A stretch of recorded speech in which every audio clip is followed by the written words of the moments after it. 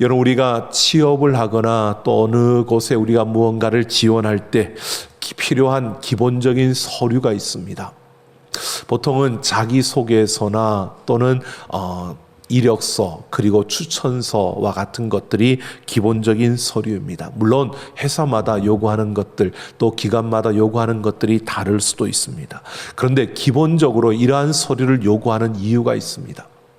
우리가 그냥 처음 만난 그 만남 속에서 그 사람의 겉모습만 보고서는 그가 어떤 일을 하면서 살아왔는지, 또 그가 어떤 능력을 갖추고 있는지, 어떤 일에 준비된 자인지, 또 우리가 원하는 그런 인재가 맞는지, 이러한 것들을 살펴보기 위해서는 우리가 살아온 삶을 통해서 보여지는 그 모습을 우리가 놓치지 않기 위해서 우리는 이런 기본적인 필요한 서류들을 요구하고 그 서류를 통해서 우리는 그의 모습을 또한 그렇게 추측해보고 또 그렇게 또 면담을 통해서 면접을 통해서 그를 알아가는 그러한 모습들을 보게 됩니다. 여러분, 고린도 교회가 있던 그 시대, 로마 고린도 그 시대에도요, 수사학이 발달하고 그러면서 사람들이 내가 어떤 사람인가를 드러내고 나타내는 이런 추천서가 아주 자연스럽게, 그리고 자기소개서와 같은 그러한 것들이 자연스럽게 통용되던 그러한 시대였습니다. 근데 고린도 교회에서도 바울을 비롯한 그 동료 목회자들에게 이런 추천서를 요구했습니다. 바울이 그 고린도 지역의 복음을 전하고 부흥을 일으키고 교회를 세우고 떠난 뒤에 고린도 교회를 맡게 된 지도자 중에는 바울에 대해서 부정적으로 생각하며 바울을 인정하지 않으려고 하는 그런 이들이 있었습니다. 근데 그들은 바울이 가르쳤고 바울이 교회를 세우고 운영했던 그 모든 것이 체계적이지 못하다라고 이렇게 판단하고요, 교회의 모든 일에 대해서 그들이 규약과 같은 조문을 만들어서 체계적으로 만들어 가기를 원했습니다. 그래서 심지어는 누구든지 그 바울뿐만 아니라 바울이 소개하는 그 사람이라 할지라도 고린도에 와서 설교를 하거나 목회를 하기 위해서는 믿을 만한 그런 사람의 추천을 받든지 아니면 자기소개서, 그런 신실한 자기소개서를 제출해서, 그래서 고린도 교회로부터 허락을 받아야 그 자리에 세워질 수 있다라고 그렇게 주장을 하는 것입니다. 이것은 시대적인 상황과 흐름, 또 일반적으로 우리가 생각하거나 또는 합리적으로 생각해도 이것이 당연한 것이고 그런 체계적인 필요가 있습니다. 해야 체계적으로 조직이 움직여져야 될, 그래야 더 효율성이 있음을 알고 있습니다.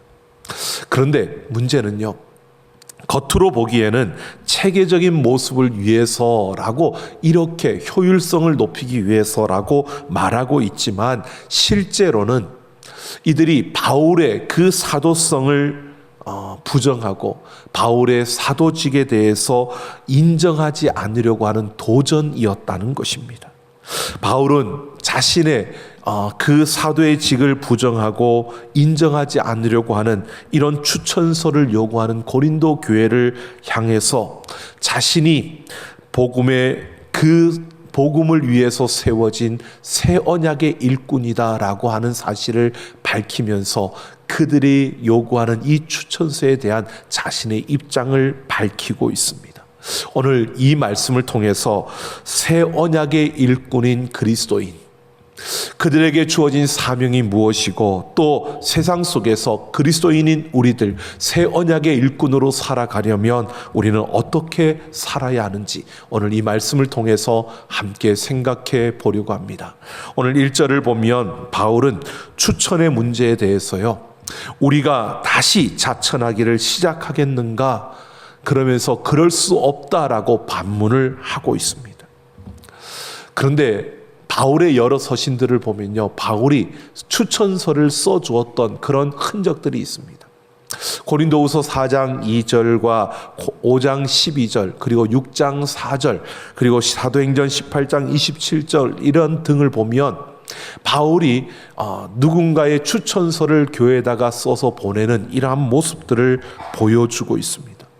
그런데 지금 바울은요, 추천서가 필요 없다라고 이렇게 말하고 있는 겁니다.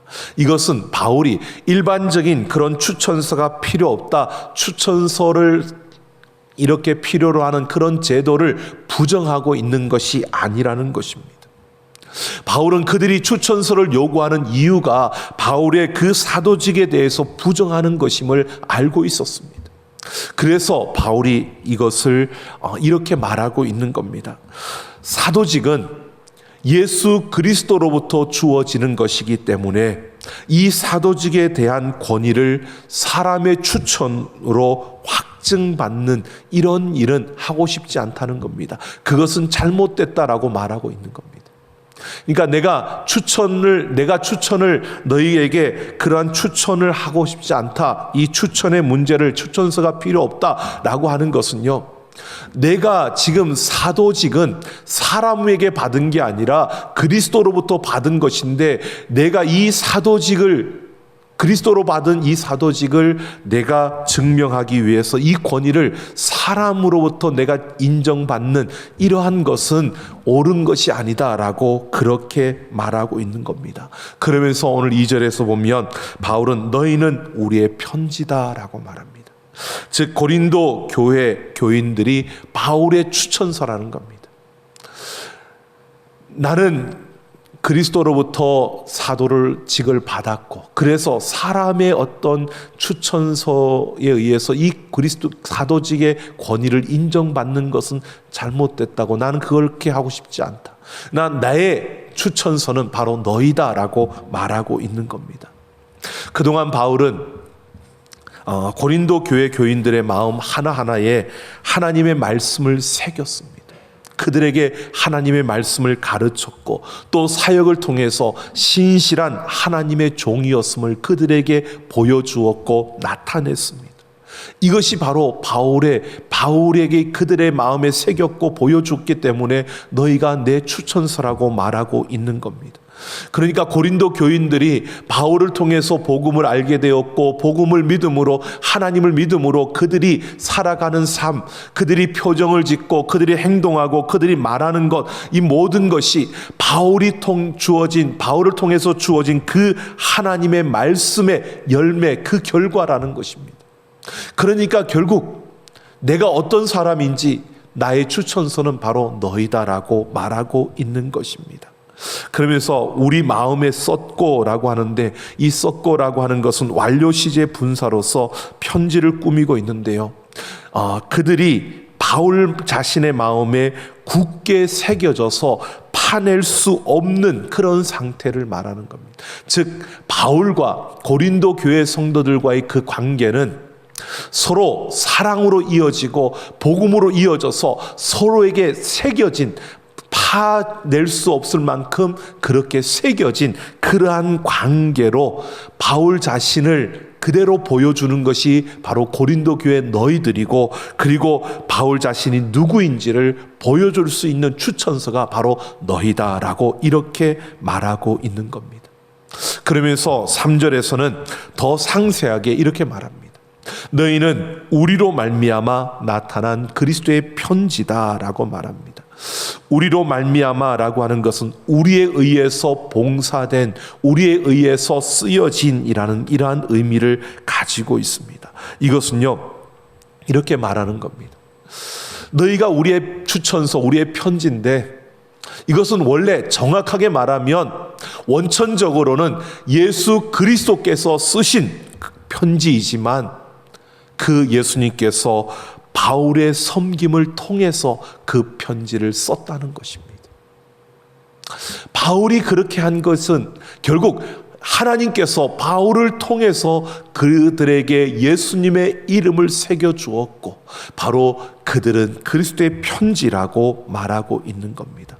이것은요, 바울이 자신은 하나님께서 너희에게 그 편지를, 예수님의 이름을 새기는 바로 그 도구였을 뿐이고, 나는 그 새 언약의 일꾼으로서 그 일을 감당했을 뿐이라고 말하는 것입니다. 이것은 그래서 먹으로 쓴 것이 아니요 하나님의 영으로 쓴 것이며 돌판에 쓴 것이 아니요 육의 마음판에 새겨졌다고 말하고 있습니다. 이것은 먹이 아니라 하나님의 영으로, 돌판이 아니라 너희의 마음판에 새겨진 그리스도의 편지. 여러분, 바울은 지금 자신의 사도직에 대해서 부정을 하면서 추천서를 요구하는 그들에게 자신의 의견을 말하고 해명을 하는 것처럼 보여지지만 실제로 그 해명을 하면서 바울은요, 이제 자신이 복음 사역을 위한 새 언약의 일꾼이고 예수 그리스도를 믿는 그리스도인들인 모든 그리스도인, 바로 그 고린도 교회 교인들, 너희 또한 새 언약의 일꾼이라는 것을, 그래서 새 언약의 일꾼은 어떤 존재이고 어떤 사역을 감당해야 되고 어떻게 살아야 하는지를 이제 그 이야기를 펼쳐가려고 이렇게 말하고 있는 것입니다. 그래서 4절을 보면 바울은 하나님을 향하여 이 같은 확신이 있다라고 말하며 자신의 사역에 대한 확고한 근거와 자신감을 표현하고 있습니다. 그래서 이제 그는 복음의 사역으로 이야기를 바꾸어서 5절에 보면 이렇게 말하고 있습니다. 우리의 만족은 오직 하나님으로부터 나느니라 라고 말합니다. 여기서 만족이라는 단어가 히키노테스라고 하는데, 히키노테스라고 하는 이 단어는요, 적합성 또는 자격이라는 뜻입니다. 이것은 온전한 자격의 여부를 말하는 것으로 복음 사역자의 자격이 사람들의 추천이나 칭찬에 의해서 복음 사역자가 세워지는 것이 아니라 하나님으로부터 나온다는 것입니다. 복음의 사역이 사람들이 하고 싶다고, 내가 그 자리에 있으면 될 것 같다고, 또 사람들이 저 사람이면 할 수 있을 것 같다고 그렇게 추천에 의해서 되어진 것이 아니라 하나님에 의해서 세워졌다는 것입니다. 그러면서 6절에서 바울은 자신을 새 언약의 일꾼이라고 말합니다. 이 복음 사역을 위해서 부름받은 자들, 이들이 새 언약의 일꾼이다. 새 언약의 일꾼이라는 것은요, 여기에서 새 언약이라는 이 표현은 예레미야 31장 31절에 근거하는 것인데, 그 핵심은요, 하나님이 그의 법을 그들의 마음에 기록하셨다는 뜻입니다. 즉 복음의 사역을 감당하는 새 언약의 일꾼은 하나님께서 세우셨고 하나님께서 그들의 마음에 바로 하나님의 법을 새겨주셨다라고 이렇게 말하고 있는 것입니다. 그래서 율법의 조문으로 하지 아니하고 오직 영으로 함이니라. 여러분, 새 언약의 특징은요, 율법의 조문과 대비되는 영, 즉 하나님의 영이신 성령에 의해서 이루어진다는 것을 말하고 있는 것입니다. 여러분, 율법은 우리가 잘 알고 있습니다. 이 율법은요, 자체가 거룩하고 그리고 그 자체가 의로우며 선한 것입니다. 하나님이 이 율법을 우리에게 제정하여 주셨기 때문에 이 율법은 선하고 의롭고 거룩한 것입니다. 그런데 그 이 율법이 죄인된 인간에게, 인간의 그 삶에 와서 작용을 할 때, 인간이 그 죄에 빠져 있는 인간 속에서 이 율법이 작용을 하면, 여러분, 이런 우리의 모습입니다. 쉽게 예를 들면 이런 겁니다. 여러분, 우리가 법을 만들지. 근데 법을 만들면 사람들은 그 법을 지키면서 준수하며 살아가기보다는요, 이 법을 어떻게 해서 이용을 해가지고 자기가 하고 싶은 것을 하려고 그 법을 빠져나가는 게 인간의, 죄인된 인간의 모습이라는 겁니다. 그래서 또 다른 법을 만드는 겁니다. 그러면 또 그걸 또 교묘하게 빠져나가려고 하는 게 인간입니다. 그렇게 인간은 법이라는 것을 빠져나가려고 하다 보니까 결국은 그 자신이 더욱더 죄에 빠져들게 되고 죄의 욕망을 더욱더 증폭시키는, 그래서 결국은 생명이 아니라 사망에 이르게 하는, 내가 더 이상 어찌할 수 없는 죄인일 수밖에 없다는 것을 알게 하는 것이 바로 이 율법이라는 것입니다. 그래서 바울은 율법 조문은 죽이는 것이요 영은 살리는 것이라고 말하고 있는 것입니다. 바울은요, 복음 사역은 바로 하나님에 의해서 주어진 것으로 성령님께서 그 마음에 하나님의 법을 새겨주셔서 새 언약의 일꾼으로 세워진 그들에 의해서 이루어지는 것이 복음의 사역임을 말하고 있는 겁니다. 그래서 새 언약의 일꾼은 성령님의 그 이끌림을 받으며 그 성령님의 인도하심 속에서 우리가 복음의 그 사역을 펼쳐가는 자들이 새 언약의 일꾼임을 보여주고 있습니다. 그러면서 7절을 보면 바울은 이 새 언약 사역의 그 탁월한 영광이 모세의 율법 사역과 어떠한 차이가 있는지를 비교하면서 말씀하고 있습니다. 그 첫째가 바울은 돌에 써서 새긴 죽게 하는 율법 조문의 직분도 영광이 있다라고 합니다. 여러분, 모세가 시내산에 올라갔다가 하나님으로부터 그 언약의 말씀, 곧 십계명을 기록한 두 돌판을 받아서 내려왔을 때 그 얼굴에서 광채가 나서요, 사람들이 함부로 가까이 하지 못하고 수건으로 가렸던 일이 있습니다. 바울은 이 사실을 부정적으로 보지 않고 인정하는 겁니다. 바로 모세의 그런 사역, 그 율법을 따랐던 그 사역 속에도 범접할 수 없는 그런 영광이 나타났고 수반되었다는 것입니다. 하지만 그 사역도 죽게 하는 율법 조문의 그 차원을 벗어나지 못했다는 것입니다. 그래서 율법 조문의 그 직분도 영광스러웠지만, 그러나 그보다 더 영의 직분, 성령에 의해서 이루어지는 이 직분은 더욱 영광이 있지 않겠느냐라고 이렇게 반문하는 것입니다. 즉, 새 언약의 사역은 생명으로 이끄는 영의 직분, 곧 성령의 사역으로 이루어지는 것인데, 이것이 율법에 의해서 이루어졌던 것보다 더 큰 영광이 있는 것임을 말하고 있는 겁니다. 그러면서 두 번째로 9절을 보면 정죄의 직분도 영광이 있은즉이라고 합니다. 율법의 기능적 차원에서 볼 때 율법은 정죄의 직분입니다.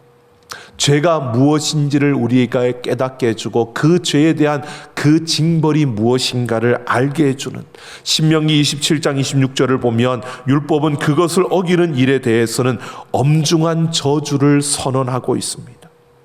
이런 정죄의 기능, 이것이 사람들을 온전하게 하는 것이 아니라 오히려 법을 벗어나려고 더 죄를 짓게 만드는 이러한 모습으로 율법의 한계를 벗어나지 못하고 오히려 그 죄 아래에 묶이게 한다는 것입니다. 그런데 반면에 새 언약의 사역은 의의 직분이라는 것입니다. 바로 예수 그리스도를 믿는 믿음으로 우리가 의를 얻게 되고 의롭게 되어진다는 것입니다. 그러니까 정죄를 가져오는 율법을 섬기는 그 일에도 영광이 있었다면 의에 이르게 하는 새 언약의 사역의 영광은 더 크다라고 말하고 있는 겁니다. 그래서 10절에서 이전의 영광이 새로운 차원의 영광 앞에서 그 빛을 잃고 말았다라고 말하고 있는 겁니다. 바로 모세의 영광을 의미하는 율법은 예수님께서 이 땅에 오심으로 제 역할을 다 했다는 것을 말하고 있는 겁니다. 그러면서 세 번째로 11절을 보면 율법을 없어질 것이라고 합니다.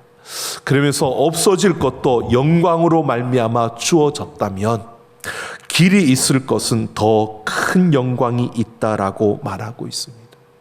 율법은 이렇게 없어질 것이지만 예수 그리스도께서 이 땅에 오셔서 이루신 의로움은 바로 영원한 것이다. 길이 있을 것이다. 그렇기 때문에 율법에게도 영광이 있었다면 예수님이 이루신 이 의로움은 길이 있을 것은 더 영광스러운 것이 아니냐라고 이렇게 말하고 있는 것입니다. 바로 바울은 우리에게 이런 사실을 말합니다. 새 언약의 아래에 있는 복음의 사역이요, 율법 아래에 있는 모세의 사역보다 더 우월하고 더 영광스럽다라고 하는 사실을 말해주고 있습니다. 그러니까 우리는 예수 그리스도로 말미암아 우리가 복음을 알게 되었고 새 언약의 일꾼으로 부름을 받았다는 것입니다.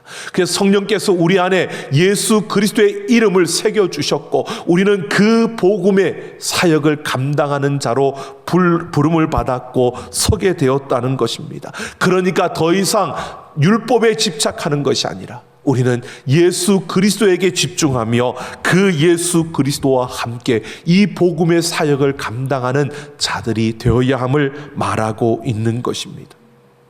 여러분, 예수 그리스도를 믿는 모든 사람들, 그리스도인은요, 성령님에 의해서 그 마음에 예수 그리스도의 이름이 새겨진 자들입니다. 바로 새 언약의 일꾼으로 세워진 것입니다.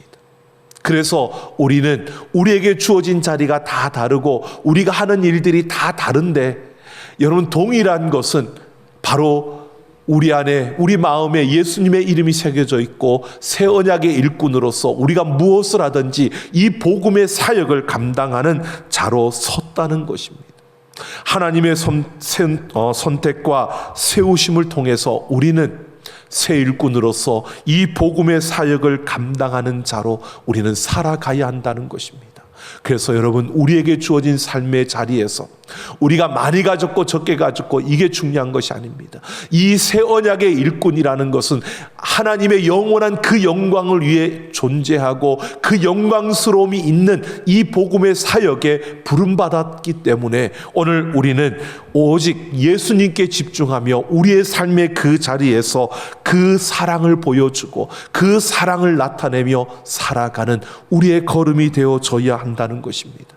여러분, 우리 삼락가족 모두가 새 언약의 일꾼으로 부름받은 자들로서요, 성령님께서 우리 안에 예수님의 이름을 새겨주셨습니다. 그래서 우리에게 주어진 삶의 그 자리가 어디이든, 우리가 하는 일이 어떤 일이든 그 자리에서 여러분, 우리는 복음의 통로로 살아가는, 오직 예수님께 집중하며 그 예수 그리스도를 나타내고 보여주며 살아가는 우리 모두가 되기를 예수님의 이름으로 축원합니다. 로마서 3장 23절을 보면요, 모든 사람이 죄를 지었고 그 결과로 하나님의 영광에 이르지 못하게 되었다라고 말합니다. 그래서 당연히 받으셔야 될, 하나님께서 받으셔야 할 그 영광을 받지 못하시게 되었을 뿐만 아니라 하나님의 이름이, 그 거룩한 이름이 더럽혀진 것입니다. 우리가 죄를 지음으로 말미암아 하나님의 영광이 이르지 못했다라고 하는 것은 우리가 하나님께 영광을 돌리고 하나님의 그 이름을 거룩하게 해야 될 존재인데, 우리가 죄를 지어서 하나님의 영광을 드러내지 못하고 하나님의 이름을 더럽히고 있다는 것입니다. 여러분, 이렇게 더럽혀진 하나님의 이름과 하나님의 그 영광을 우리가 회복하고 그 하나님의 이름을 거룩하게 하며 하나님께 영광 돌리는 그런 삶을 살려면 우리가 어떻게 해야 되느냐? 바로 새 언약의 일꾼으로서, 우리 안에 예수 그리스도의 이름이 새겨졌기에 새 언약의 일꾼으로서 이 예수님만을 바라보며 복음의 사역을 감당하는, 그래서 예수 그리스도를 세상에 선포함으로 하나님을 알지 못하는 이들이 우리의 선포하는 그 선포를 듣고 예수님을 구세주로 인정하고 예수님을 주인으로 시인하는 이러한 모습을 통해서 예수님을 알지 못하는 이들이 예수님을 알고 예수님께로 돌아오는 이 역사를 통해서 우리는 하나님께 영광을 돌리고 하나님의 이름을 거룩하게 하는 일을 할 수 있다는 것입니다. 그래서 우리는 이 복음의 사역, 예수 그리스도를 세상에 전하는 것을 우리가 멈추어서는 안 된다는 것입니다. 뿐만 아니라 우리가 새 언약의 일꾼으로서요, 예수님께 집중하며 우리에게 주어진 삶의 자리에서 거룩한 삶을 살아갈 때, 그래서 우리가 진실하게 그 예수님의 사랑을 드러내며 예수님의 작은 사랑을 나타내고 보여주며 우리 주변에 있는 나와 함께하는 이들을 위로하고 격려하며 그들을 붙잡아주며 살아갈 때요, 그들은 우리를 보고 하나님께 영광을 돌리게 되는 것입니다. 바로 그런 삶이 하나님의 이름을 거룩하게 하는 것임을 성경은 말하고 있습니다. 여러분, 우리가 그렇게 우리는 여기지요. 뭔가 나에게 어떤 좋은 일이 한 방 터지면, 한번 대박 나면 우리는 항상 그렇게 여겨집니다. 여러분, 그게 아니고요, 내게 주어진 그 자리가 아무리 작고 초라해 보여도 그 자리에서 예수 그리스도께 집중하며 예수 그리스도의 사랑으로 그 한 걸음 한 걸음을 걸어갈 때 여러분, 하나님이 영광 받으시는 줄로 믿습니다. 여러분, 우리는 무언가 큰 어떤 업적을 이루고 무언가 사람들에게 엄청난 영향력을 바라는 이러한 것들만을 꿈꾸는데요, 아니요. 오늘 칼럼에도 썼는데 우영 같은 필연, 준비된 자를 통해서 하나님이 하나님의 일을 이루십니다. 사람들은 하나님이 나를 통해서 일하시도록 내가 드려지기를 원하고 내가 그렇게 쓰임받는 것에 집중합니다. 그러나 하나님은요, 그게 아니라 묵묵히 자신의 주어진 자리에서 예수 그리스도를 바라보며 그렇게 걸어가는 그 걸음을 통해서 하나님이 쓰시기에 합당하도록 준비되어져 있는 자들을 하나님은 바라보시는 겁니다. 여러분, 마더 테레사가 헌신의 삶을 살 수 있었던 비결을 물었을 때 자신은 하나님의 일꾼, 하나님의 연필이라고 말합니다. 연필을, 그러면서 연필을 쥔 자의 의도대로 글을 쓰기 마련입니다 라고 했습니다. 마더 테레사는 자신이 하나님의 연필이라고 여겼습니다. 그래서 자신을 통해서 하나님의 뜻을 전달하고 표시는 바로 그러한 도구라고 여겼던 것입니다. 그래서 그는 철저하게 자신을 비웠습니다. 자신이 나타나지 아니하고 오직 하나님이 드러나도록. 그래서 가난한 자들 이들 앞에서도 그는 자기를 없애고 오직 하나님의 사랑의 얼굴만을 보여주고 그 사랑의 손길로 그들을 품었던 것입니다. 여러분, 하나님의 연필, 하나님이 우리를 통해서 다른 사람들의 마음에 예수 그리스도의 이름을 쓰시는 겁니다. 여러분, 연필 생각해 보십시오. 연필이 잘라서 글씨가 예쁘게 새겨지는 게 아니고요, 그 연필을 쥔 자가 그 글을 예쁘게 쓰는 겁니다. 여러분, 우리는 하나님의 손에 쥐어진 연필이기를 원합니다. 여러분, 연필 여러분 아시잖아요. 연필을 쓰다 보면 다 쓰면 또 깎고 하다 보면 점점 닳고 닳아서 작아집니다.